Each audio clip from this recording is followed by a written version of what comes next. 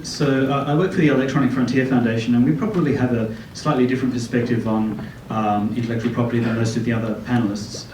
We are not against copyright or IP, but we do think that it needs to be balanced, and we have some doubt about some of the facts and figures that have been quoted to you in the last presentation seem to be an overstatement of the importance of IP as against the importance of flexibility in the use of creative works. So just one example of that is the statistic that you heard about the proportion of the economy that is derives value from IP-intensive industries.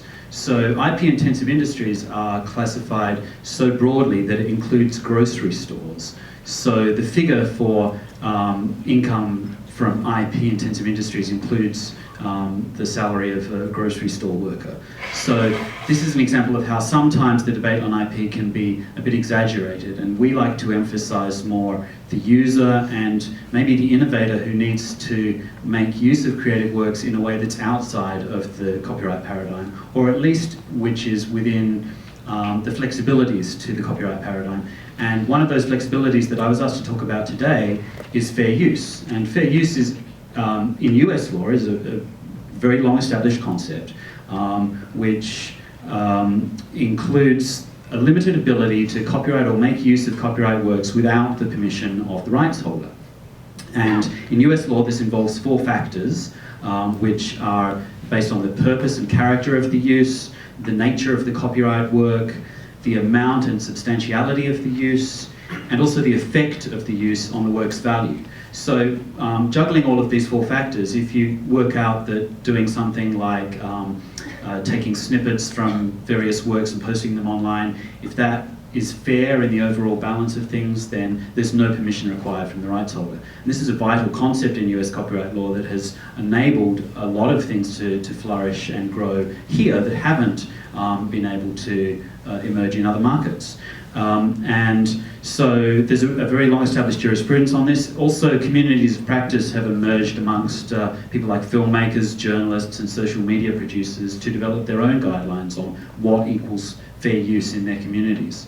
So outside the United States, there is also some recognition of fair use, although it's not as strong as in the US. So there are a few countries that have it or have something very closely similar. These include Israel, Singapore, Korea, Malaysia, Taiwan, and Canada. And there have been recommendations for other countries to adopt fair use also. So Australia has been considering it under a 2014 report from its Law Reform Commission. Europe has been talking about it. Julia Rader from the European Parliament made a report last year about this. And South Africa is probably going to adopt something like fair use this year. But on the other hand, there is a lot of opposition from rights holders, which is kind of strange because, as I said, it's very well established in the US. And yet, to go back to the example of Australia, the motion picture industry over there put in a submission to the government saying that they were worried that fair use would breach the so-called 3-step test in the Berne Convention. So this is a very strange attitude to have when industry in the US has lived with and actually flourished under fair use. So why then would the same industry groups be opposing fair use in other countries?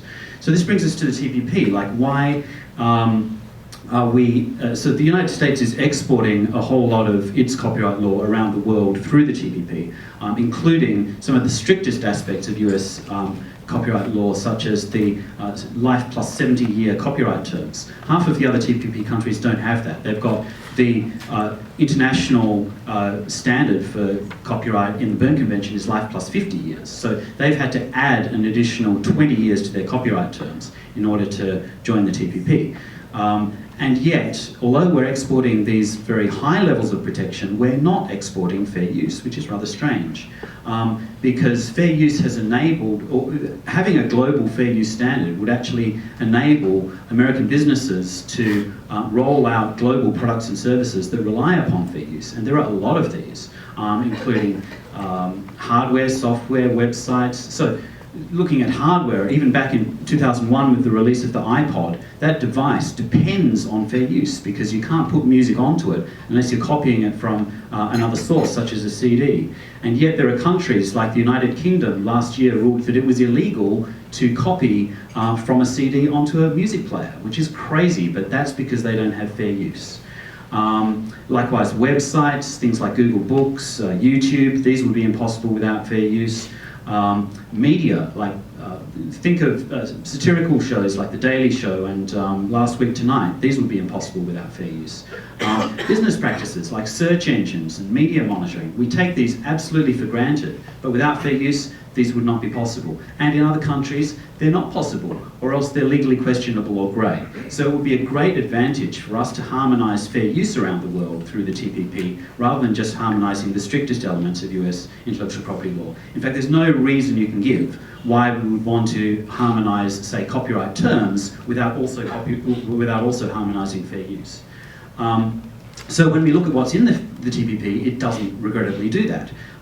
There is a provision in there which says each party shall endeavour to achieve an appropriate balance between its copyright and related rights in its copyright and related rights system, including things like criticism, comment, news reporting, teaching, scholarship, research, and other similar purposes.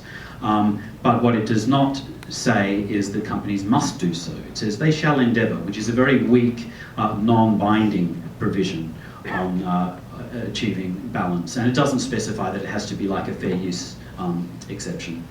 So why is this? It's because the rights holders fought against the extension of fair use in the TPP. Very regrettably, we had been asking the USTR to include fair use in the TPP since 2012.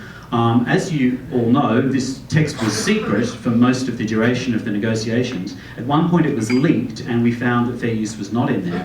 And this enlivened Google actually to speak up and try to lobby USTR to include a compulsory fair use clause in TPP. They did that from the middle of last year. And then what happened was all of the rights holder organisations descended on the negotiation round in Hawaii in July 2015 and lobbied hard against USTR making any change. And so in the end there was no change. We didn't get fair use in TPP. And so it is still open for countries to include fair use as they amend their copyright laws to bring them in compliance with TPP. But the proof is in the pudding, and we've seen one country already release some draft implementation laws for TPP, and that's New Zealand, and lo and behold, there's no fair use in there. So we can tell that the lack of a compulsory fair use exception in TPP has resulted in this not being harmonised throughout the world, which we think is to the disadvantage of innovative American businesses and users. I think I'm just about out of time, but in conclusion, fair use is on the rise throughout the world, and our tech industries do depend upon this. It's not just users, it's not just EFF, we represent the users, and some of the rights holders make fun of us and call us the EFF Everything for Free Foundation.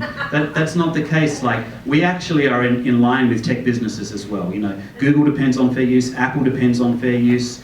Also non-profit educators, archivists, mashup artists, so many people depend on fair use for profit purposes and non-profit purposes.